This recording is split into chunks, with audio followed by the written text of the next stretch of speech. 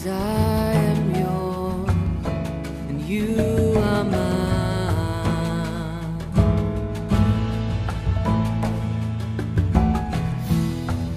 'Cause I am yours and you are mine.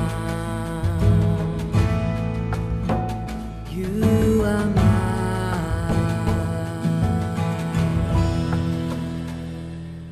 రాజుల మొదటి గ్రంథము 7వ అధ్యాయము మొదటి వచనము నుండి. సొలొమోను 13 సంవత్సరములు తన నగరుని కట్టించుచుండి దానినంతటిని ముగించెను. మరియు అతడు లెబనోను అరణ్యపు నగరును కట్టించెను. దీని పొడుగు 100 మూరలు, వెడల్పు 50 మూరలు, ఎత్తు 30 మూరలు. 4 వరుసల దేవదారు స్తంభముల మీద దేవదారు దూలములు వేయబడెను. మరియు 45 స్తంభముల మీద ప్రక్క గదుల పైన దేవదారు కర్రలతో అది కప్పబడెను. ఆ స్తంభములు వరుస వరుసకు పైగా 15 చొప్పున 3 వరుసలు ఉండెను. 3 వరుసల కిటికీలు ఉండెను. 3 వరుసలలో కిటికీలు ఒకదానికొకటి ఎదురుగా ఉండెను. తలుపుల యొక్కయు కిటికీల యొక్కయు స్తంభములు చౌకముగా ఉండెను. 3 వరుసలలోనూ కిటికీలు ఒకదానికొకటి ఎదురుగా ఉండెను. మరియు అతడు స్తంభములు కల ఒక మంటపమును కట్టించెను. దాని పొడుగు 50 మూరలు, వెడల్పు 30 మూరలు. ఒక మంటపమును వాటి ఎదుట ఉండెను.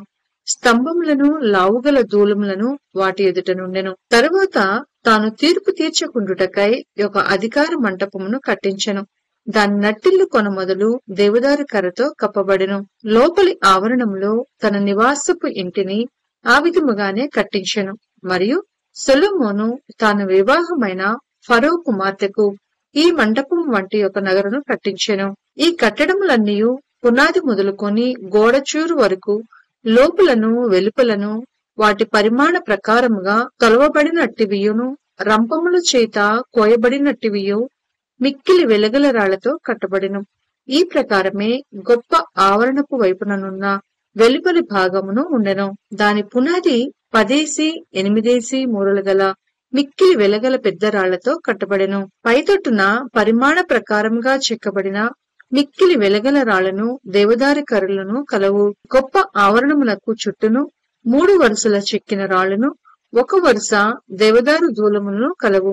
యెహోవా మందిరములోని ఆవరణము కట్టబడిన రీతినే ఆ మందిరపు మంటపమును కట్టబడెను.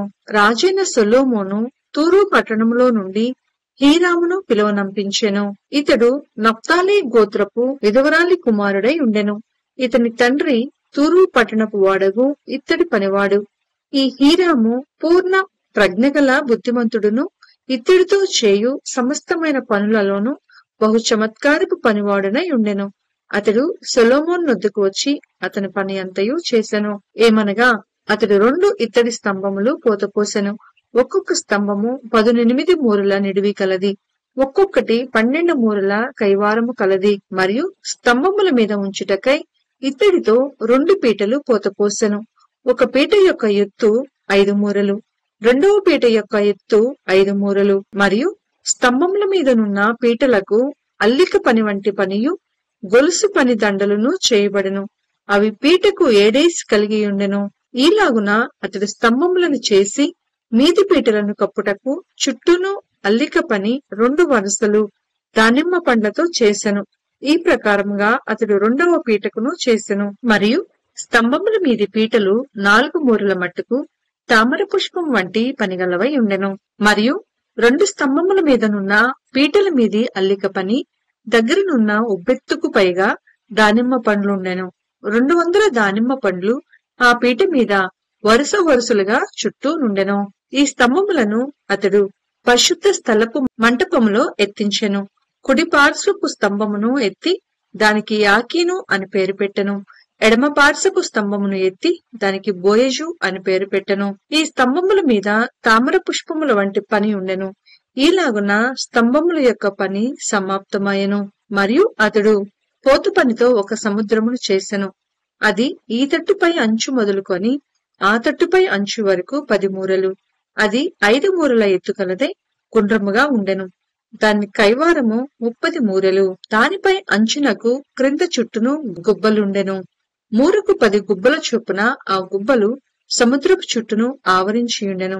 అది పోతపోయబడినప్పుడు ఆ గుబ్బలు 2 వరుసలుగా పోతపోయబడెను. అది 12 ఎడ్ల మీద నిలువబడి ఉండెను.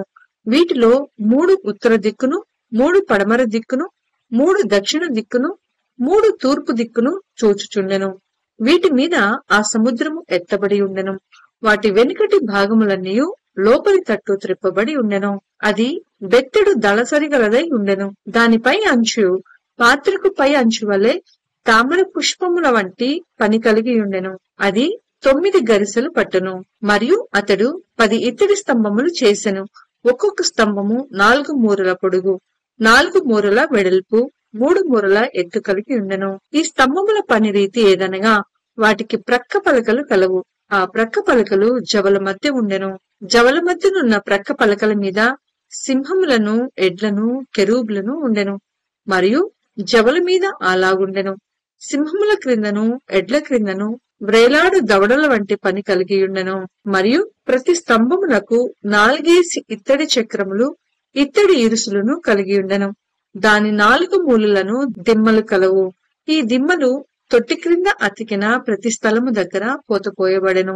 మరియు దాని మూతి పైపేట ఎందును మీదను మూరెడునివి. అయితే మూతి క్రింద స్తంభము పని చొప్పున గుండ్రముగా ఉండి 3.5 నిడివి. మరియు ఆ మూతి మీద ప్రక్కలు గల చిక్కిన పనులు కలవు. ఇవి గుండ్రనివి కాక చచ్చౌకముగా ఉండెను. మరియు ప్రక్క పలకల క్రింద 4 చక్రములు కలవు. చక్రముల ఇరుసులు స్తంభములతో అతకబడి ఉండెను. ఒక్కొక్క చక్రము 3.5 నిడివి కలదై ఉండెను. ఈ చక్రముల పని రథచక్రముల పని వలె ఉండెను.